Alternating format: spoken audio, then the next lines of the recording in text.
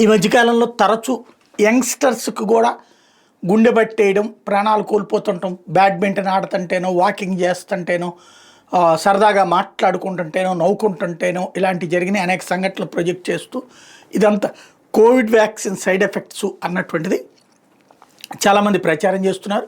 Covid టైంలో కూడా vaccine వాడద్దు అనేటటువంటి వాళ్ళు చాలామంది ఉన్నారు.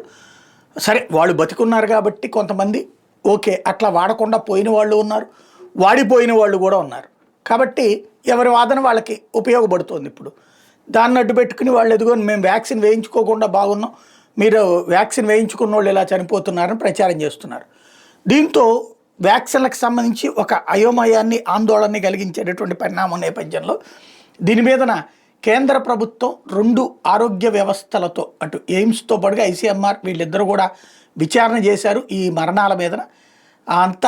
అన్నిటి పోస్ట్ మార్టం రిపోర్ట్లో అక్కడ ఉన్న వైద్యులతో మాట్లాడిన తర్వాత ఫైనల్గా తేల్చింది ఏంటంటే ఇది వ్యాక్సిన్ సైడ్ ఎఫెక్ట్స్ కాదు, ఆరోగ్యరీత్యా ఇదే దాని మానసిక ఒత్తిళ్లు కావచ్చు, శారీరక అస్వస్థతలు కావచ్చు, వాటి కారణంగా ప్రాణాలు కోల్పోయారు తప్పించి కోవిడ్ వ్యాక్సిన్ సైడ్ ఎఫెక్ట్ల వల్ల కాదు అన్నటువంటి విషయాన్ని తేల్చి తాజాగా అధికారికంగా ఒక ప్రకటన రిలీజ్ చేసింది.